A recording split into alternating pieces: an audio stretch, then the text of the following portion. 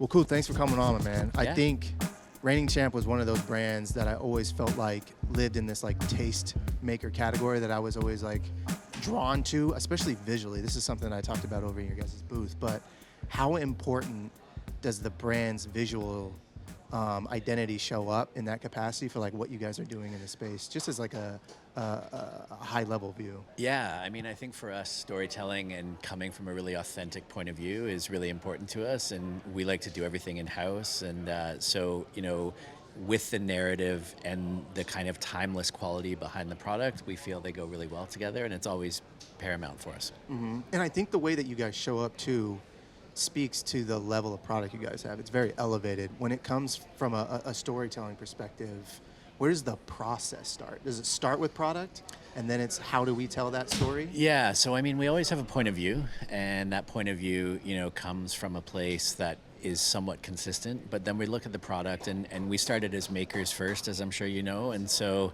when we're trying to do service to that kind of quality, we always are thinking, okay, what is the way we can bring this to life? What is the way we can create a human connection?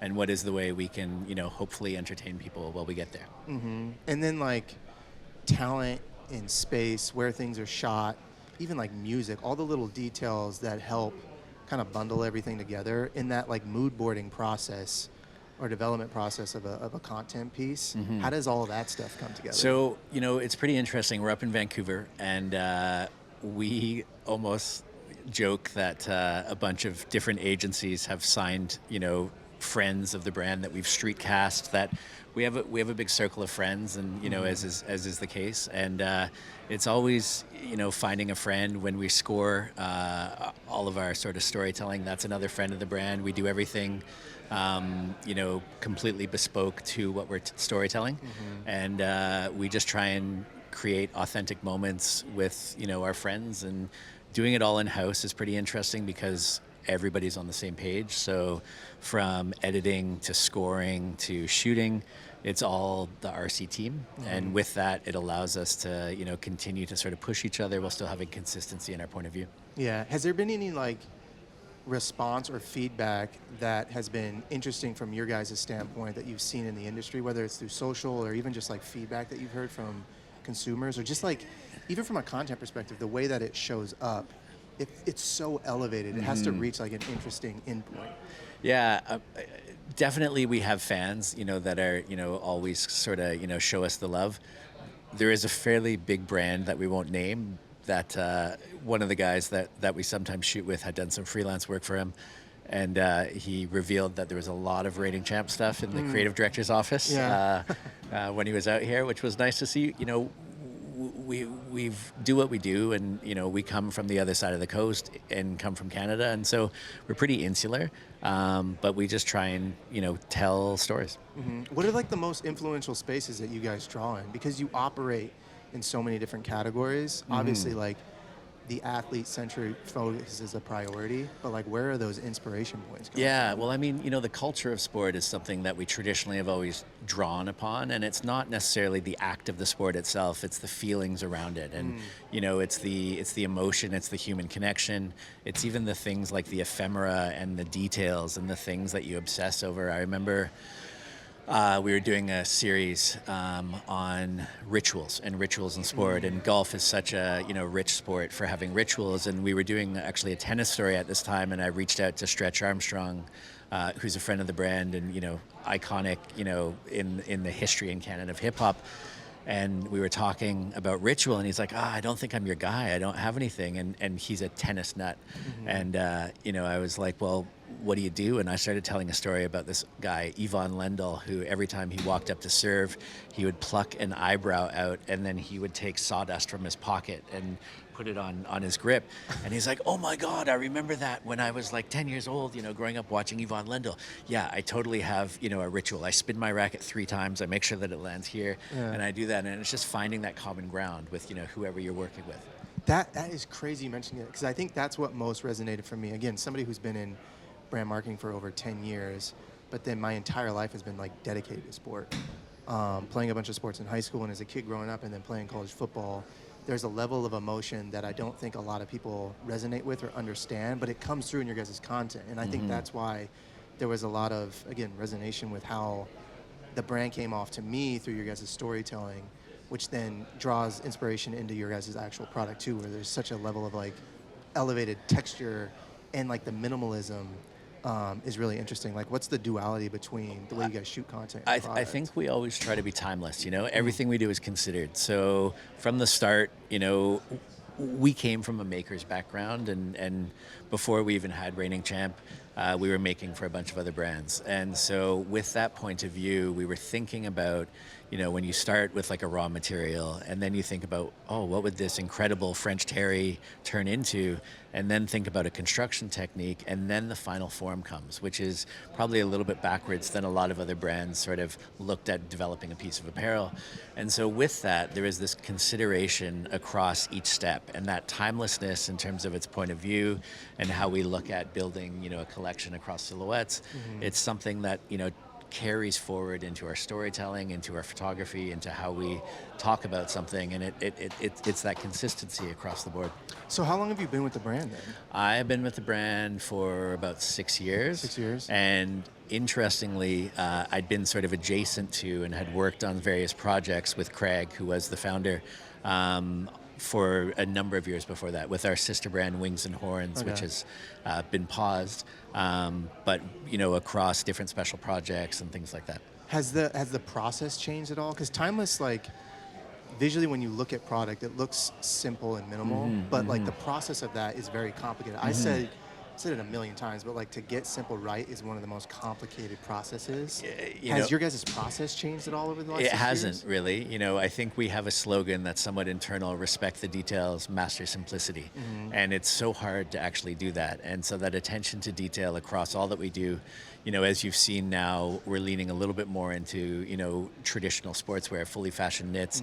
And we're seeing such a crossover onto the golf course with that. We're seeing cashmeres, we're seeing, some really interesting trousers. We've done some projects with some friends and athletes that are, friends of the brands. And oftentimes they're leaning into that sportswear piece more than, the dedicated performance pieces. That's where I think you guys came into the fold for me, especially with golf projects, was the category or franchise that I started doing that was labeled not for golf. Yeah. So it's pieces that aren't necessarily, at the end of the day, designed with intention for the sport, but the way we play as an amateur and someone who's like product obsessed, it naturally made its way into the sport. And I think you're starting to see that convergence happen a little bit more. Like, how has what's happening in the golf category either changed your perspective on like product and then storytelling too? Has any of that stuff changed or adjusted? It's interesting. And I've had this for years, there was an internal document that I was looking at something, and there was a few people historically, like, looking at a young Jack Nicklaus, how he carried himself, how he dressed, his vibe, his classic Wayfarers, Gary Player when he came over as a young player, and then honestly even like Lee Trevino and Lee Trevino's story as the underdog, and sort of, how he came up. All of those guys have always been an inspiration point, and looking at how they dressed, how they carried themselves, it's like we got away from that somehow, and there was like a few people that were sort of holding on and doing their own thing, like a Payne Stewart, rest in peace. But for us, we were looking at that point of view and looking at how they showed up on course, and it inspired how I like to dress off course.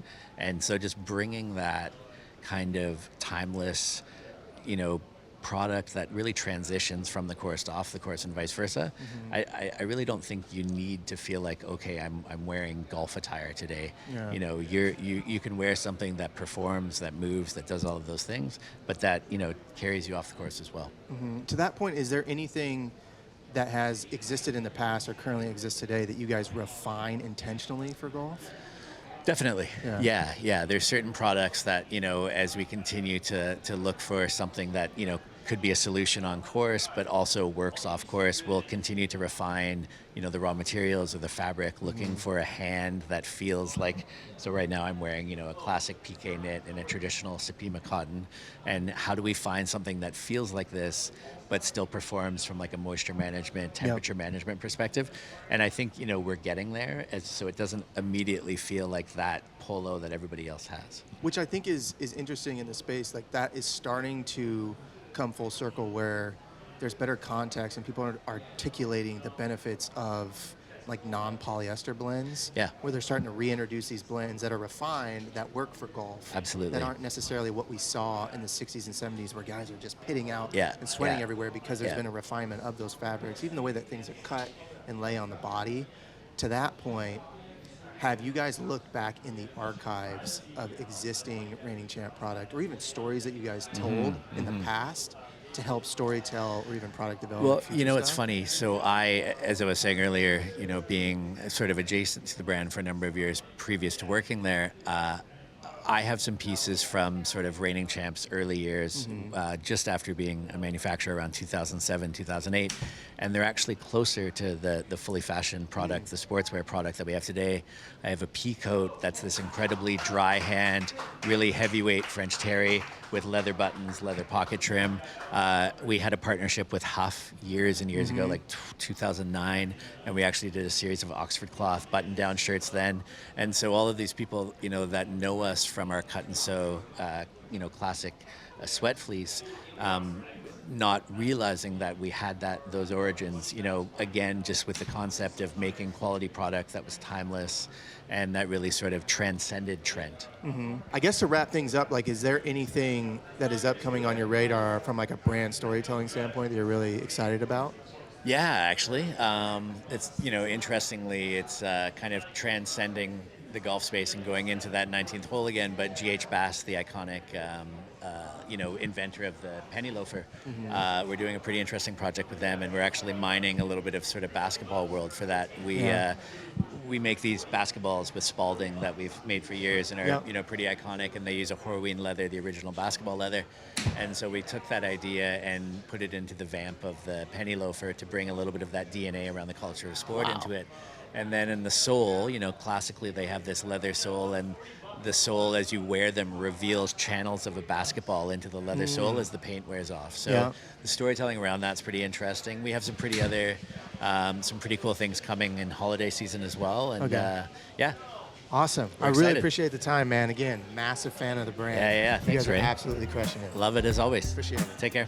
All right, that's a wrap for today's episode. If you're feeling the vibe, hit that subscribe button and drop us a quick review. It helps us keep the conversation going and growing. For more golf fashion, follow us over at Skratch and Golf Projects. We're always serving up style and stories that make this game what it is. And if you're hungry for even more, head over to Skratch.golf, where our collective stories live. Until next time, dress well and play fast. Peace.